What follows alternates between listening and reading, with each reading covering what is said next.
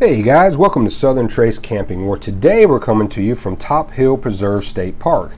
Now this is my second review of this park, but this one is a drive-through review to where you can get a first-hand view of the park and kind of know what to expect when you get there. Now I don't show the map in detail on this review. I did that on my first review and I'll put a link to that in the description below. So if you want to see the map to help you kind of get a better idea of things, I'll have that in my first review. Right now, we just went around the guard shack and we're going to take a little service road up to where the campsites start. But while we're on our way to there, I thought I'd share some information about the park. Now, all the sites are full hookup and they're all fairly leveled, so you don't have to worry about that. They do have a laundry room at this park. They have clean bathhouses with good water pressure. There is a gift shop that has Wi-Fi, but the Wi-Fi doesn't reach very far. They do have a pool. They have a playground and shuffleboard. They have cabins you can rent. And just down the road, they have a Walmart. It's like a mile or two. It's not very far at all. And it's a small, very crowded Walmart. And things are a little bit more expensive than what you're used to. But you are in a touristy area, so they have a tendency to get to you on that kind of stuff. Now, right up here, we're getting ready to pass in front of the camp store. The camp store has things like ice and your souvenirs and ice cream bars and stuff like that, and a very small line of RV products. If you need anything major, you'll probably find yourself going to the Walmart. Now, one thing that I think they should have right here where that van is a sign that points to the left. If you have your trailer hooked up, you're going to want to stay left. This is just a wide spot in the road. These two roads come back together, but if somebody were coming at you right here, and you had your trailer, you would probably find yourself in a bind. You just have to get way over for them to get by you. Now, right now, we're passing through sites 1 through 21, and you can see they're all very doable sites. Nothing wrong with them. They're large, but I don't like them because everybody coming in and coming out of the park is going to go right by you. Now, if you're a people person, you like to wave at people, you like to see people's rigs and setups, that might be the perfect place for you. But for me, I don't like all the traffic. So those are doable spots, just some of my least favorite in the park because of the traffic.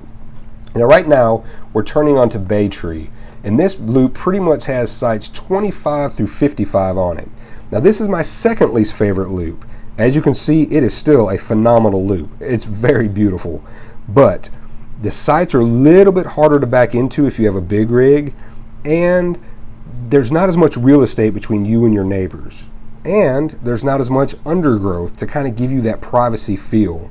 The other loops offer more of that.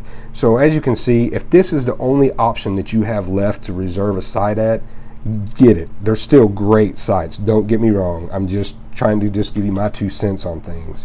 By the way, this park books up very quickly, so you will need to make your reservations as far in advance as what you can, which is 11 months. And it is site specific, so you can get the sites that you want. Now right here, we're getting ready to turn on to Weeping Willow. That sign right there says all RVs and trailers must take a right here. And this by far is my favorite loop. The sites are big and spacious. You have a lot of undergrowth to give you that privacy feeling and a bunch of shade. Just very good sites. Now we're coming down here to the loop, to the end of this loop. Now 72, 73, 74, and 75 are my favorite sites. That's site number 72. That's the amphitheater there to your right, and you've got a pond right back behind these. I just think these are fantastic sites. But if you'll notice, right there on the left with that big bus is a huge pull-through site. That's site 77. It has one just behind it on 70 on the opposite corner. So 77 and 70 are fantastic pull-through sites, probably some of the biggest sites in the park. This loop, Weeping Willow, is hands down my favorite. In fact, there's so much shade we couldn't get bathing suits to dry without putting fans on them because we weren't getting enough sunlight, which is a fantastic problem to have when you're in Florida in the summer. So highly recommend this loop. Now we're going to come up here and we're going to take a right. And this, by the way, is the main road that has the gift shop on it. It just kind of comes up and hooks around, and all the loops come right off of this main road. It's very easy to figure out where you're at in this park. That little building with the silver roof right there is where you would wait for the trolley.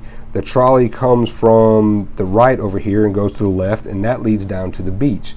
Now, I did not do a bicycle ride down to the beach to kind of show you that. But it is 1 mile. And one thing you want to keep in mind, you're probably going to want to take some stuff with you down to the beach. We took and hooked up a wagon, an Academy wagon, one of those fold-up wagons, to a product called a dumb stick. Yes, a dumb stick. It is a pole that hooks under your bicycle seat and goes straight out the back and has a hook on it. And it works great. I used it. I used an extra piece of rope to tie the handle to that hook just to make sure it didn't come undone, and it worked fantastically. I highly recommend getting one because you're going to want some products with you down there on the beach. That loop we just came out of, I was just kind of showing you some of the rental properties that were back in there just to kind of give you an idea. But right now we're turning into the loop that has sites 101 through 168. Now we do a lot of turning in this loop, and it may look a little confusing, but just picture one giant loop with 2 roads that run parallel right through it.